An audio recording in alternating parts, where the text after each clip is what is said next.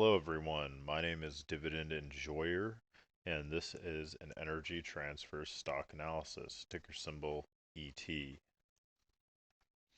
Today we're going to be covering the strength of the business, potential risks for the business, growth prospects, and at the very end we're going to be doing a dividend discount model valuation of the company, so stick around to the end to see that.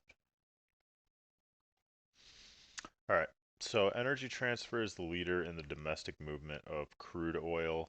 They're also trying to move other types of energy. They have a diversified portfolio.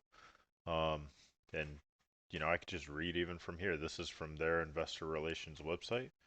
Energy Transfer is one of the largest energy companies in the country with more than 90,000 miles of pipeline and associated energy infrastructure in 38 states and Canada, and international offices in China and Alberta. Our geographic diversity includes a strategic footprint in all the major domestic production basins and world-class export facilities on both the U.S. Gulf Coast and U.S. East Coast. Our value chain includes transportation and terminaling assets for crude oil, natural gas, liquids, NGL, which is going to be a big thing, trust me, and refined products. NGL fractionation and natural gas gathering, compression, treating, processing, transportation, and storage assets. Approximately 30% of our nation's natural gas and crude oil are transported on our pipelines. So, for transporting all of this, crude oil and natural gas, they're essentially collecting almost like a tax, or like, when you're driving on the highway and you have to pay a toll. They're collecting basically a toll for moving this oil. Um, and here they have the crude oil value chain. Energy Transfer's crude oil operations consist of an integrated set of pipeline, storage, and acquisitions and marketing assets that service the movement of crude oil from producers to end user markets. Energy Transfer operates approximately 10,770 miles of crude oil transmission and gathering pipeline and six major crude oil storage terminals with a total storage capacity of approximately 64 million barrels. Um, and here it just has the illustration so you can kind of grasp what's happening. Our gathering pipelines and truck collect oil from the well site and transport it to our nearby storage tank. So they move it to the big tank wherever the oil is. Our larger transmission pipelines transport oil long distances from local storage tanks to large storage terminals and third-party refineries. So they're connected to a lot of different oil places. So they're able to move it from, let's say, the East Coast, and someone on the West Coast wants some oil, they could transport their oil there. Or let's say someone's mining oil on the East Coast and they want to sell it to someone on the West Coast, they can do that. And, our business also includes pipelines and trucks that move crude oil and refined products such as gasoline, jet fuel, and diesel to local third-party distribution hubs or our export facilities. So they pretty much got a monopoly on this thing. I mean, they have the most pipeline out of anyone, and they're the only company I know of that's really the biggest player in the space. And then here's just another page. I'm not going to read the entire thing like I did the last one, but I'm basically saying, like, these products and services are not something that someone's going to want to compete with, because this is going to cost a major amount of money up front to be able to even start to get into. And on top of that, the margin's not good enough to be lucrative for someone else to want to jump in.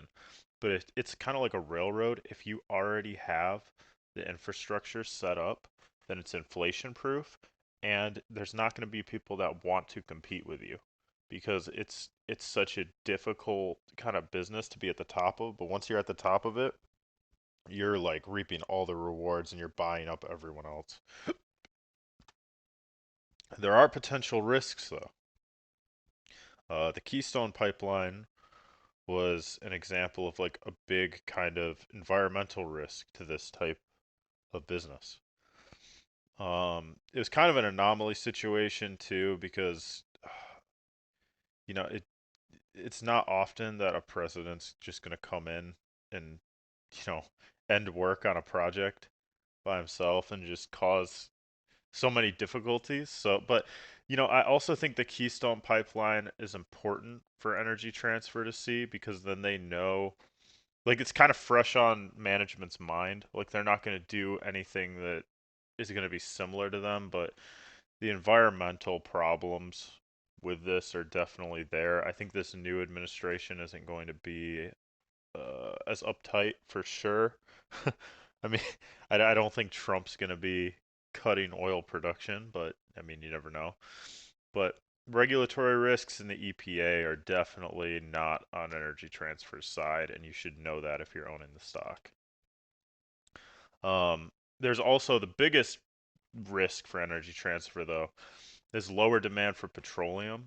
Um, because any drop in like the movement of natural gases is going to hurt them. And in the past, they did have to lower their dividend due to bad management of debt. This was over 5 years ago, but it's definitely worth considering. They might have had to suspend it. I was not an owner at the time. I did review it, but yeah, I know it went from like 30.5 cents to like 16 cents. So definitely not what you want to be seeing. But I mean, I've made a lot of money off of Energy Transfer. I think it's a great stock. Full disclosure, this is not financial advice. This is just for entertainment and education only. But this is my overall account up 12K. Energy Transfer makes up about half of that at about 5,500, and I've been paid 13.59 in dividends. Um, and I purchased this stock and I've been collecting dividends for the past 3 years. I've sold enough of this stock to have already gotten my principal amount I invested back in cash. My current shares I still have make me about 452.42.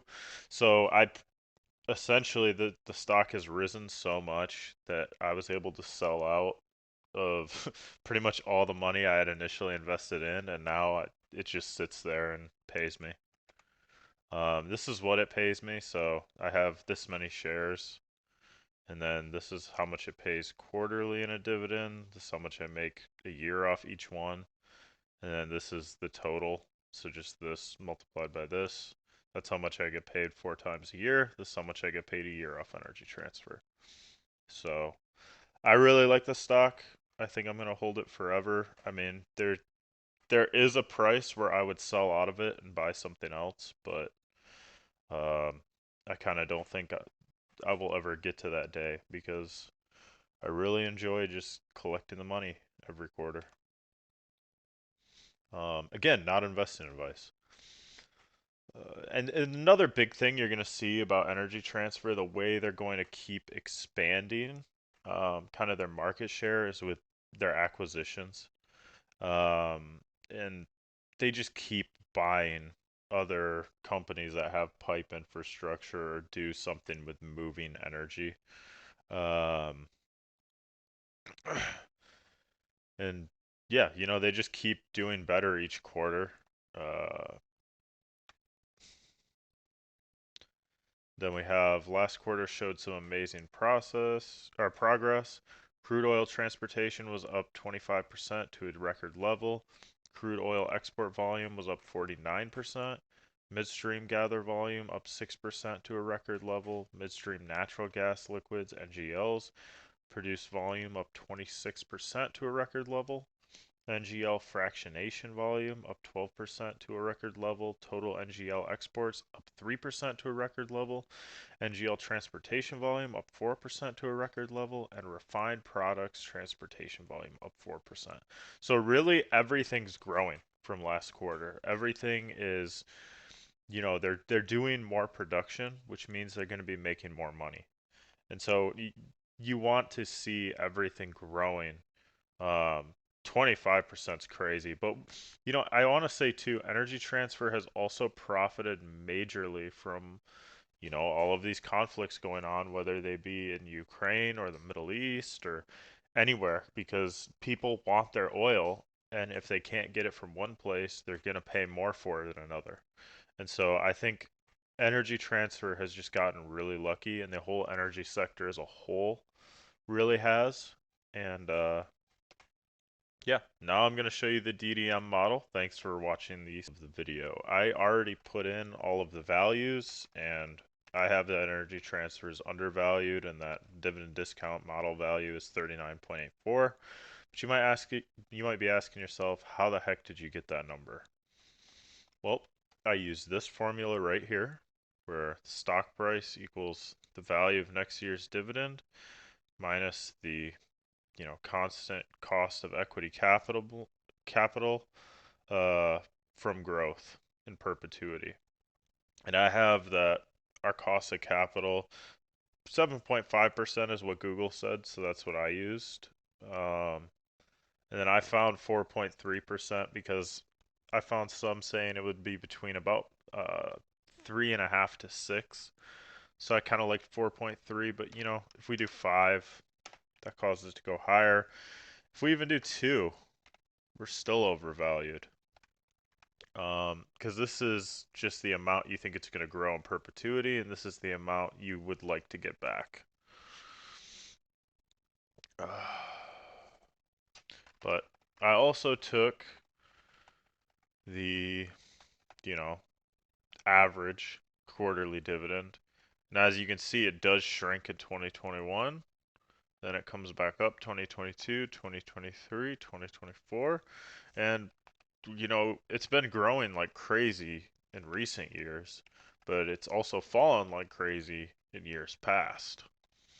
So I think it's going to continue to grow. I think the dividend's going to continue to grow. I also have, you know, this model, which this is the equation if anyone's curious.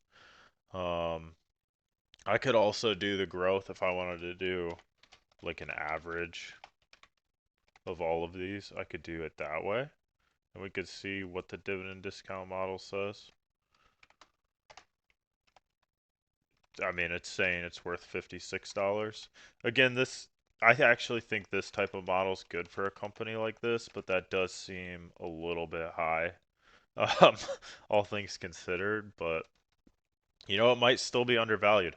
I'm not even going to try to speculate either way. I think it's up to you to decide and do your own valuation and do your own um, kind of variables or ways to figure out what you want.